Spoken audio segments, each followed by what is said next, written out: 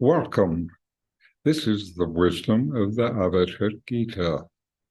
Ramana Maharshi was widely regarded to exemplify its teachings. Listen, reflect, and deeply meditate.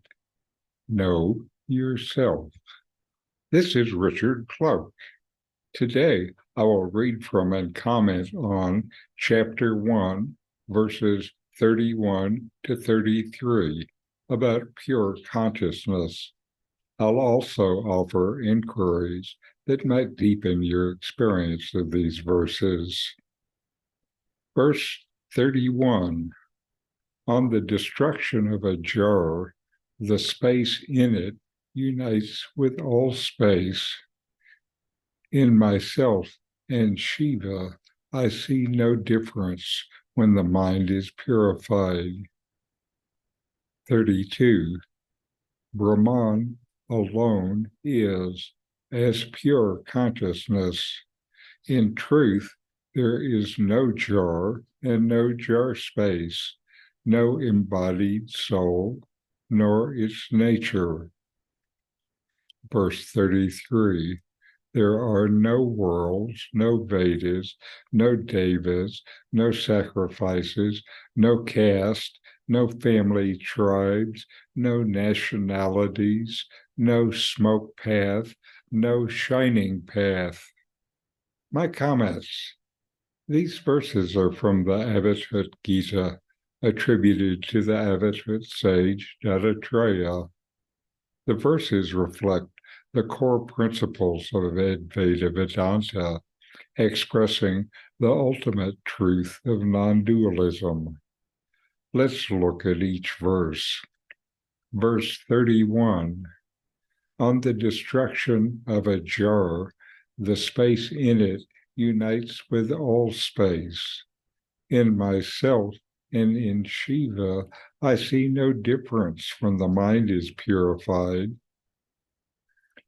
In verse 31, the analogy of a jar is used to illustrate a profound truth about consciousness and its relationship with the ultimate reality, Brahman. The jar represents the individualized, limited perception of the self, which is confined by the mind and its conditionings. It seems the jar is separate from and located in consciousness. In reality, consciousness is the space within and outside the jar. Remove the jar and the space remains. When the jar is removed, the space that seems within it becomes the infinite space that surrounds it. Similarly, when the individual mind is purified and transcended through self-inquiry and spiritual practice, the limited sense of self, the ego, dissolves, and what seemed to be the individual consciousness unites with the universal consciousness, Brahman. This leads to the knowledge that the true self, the Atman, is not separate from the universal consciousness, Shiva, or Brahman. Atman is Brahman. Yourself and the universal self are one and the same. So inquire. You are like space. Are you in space, or is space in you?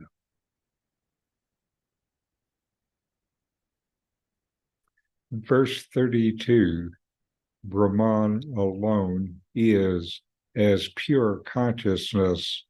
In truth, there is no jar and no jar space, no embodied soul, nor its nature.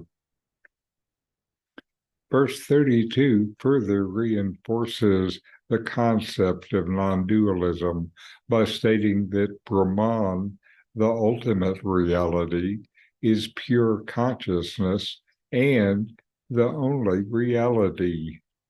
The idea of a jar and the space inside it is used metaphorically to symbolize the limitations of the physical and mental world. In truth, from the perspective of Brahman, there is no jar, no individualized consciousness or embodied soul, and no specific characteristics or attributes associated with the individual.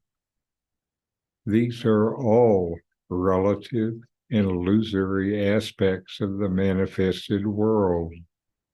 They are like waves in the ocean. They're only ocean. The verse teaches that when one transcends the illusory nature of the world and realizes the true self as Brahman, all distinctions dissolve, leaving only the pure consciousness that is non-dual and eternal. Inquire.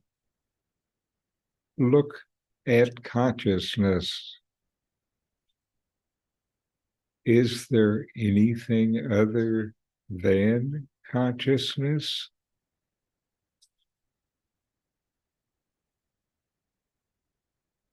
Verse 33, there are no worlds, no Vedas, no devas, no sacrifices, no castes, no family, tribes, no nationalities, no smoke path, no shining path.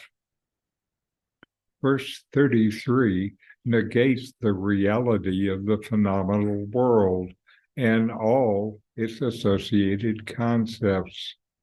It emphasizes the illusory nature of the universe as we perceive it through our limited senses and conditioned minds. The terms mentioned represent various aspects of worldly existence and social divisions. None of them are real. They are all limited and transient. In the ultimate reality of Advaita Vedanta, there is no multiplicity or diversity. All is one, without there being a one. All distinctions and boundaries that seem to be separate beings and objects are mere illusions, constructs of the mind. The verse encourages you to transcend the false appearance and seek the underlying reality of Brahman, where all dualities cease to exist. Inquire. Look at consciousness with no objects. Can you find a world or a family or anything other than consciousness? These verses from the Avadhut Gita resonate deeply with the teachings of Ramana Maharshi and Advaita Vedanta, emphasizing the importance of self-realization, the dissolution of the ego, and the recognition of the non-dual nature of reality. Through self-inquiry and the resultant purification of the mind, you can realize your oneness with the ultimate truth, transcending all limitations and experiencing the pure consciousness that is Brahman and is yourself. So inquire, know yourself, and be always free and at peace. Thanks for watching. If you enjoyed this Ramana Maharshi video, subscribe, like, and send me a comment.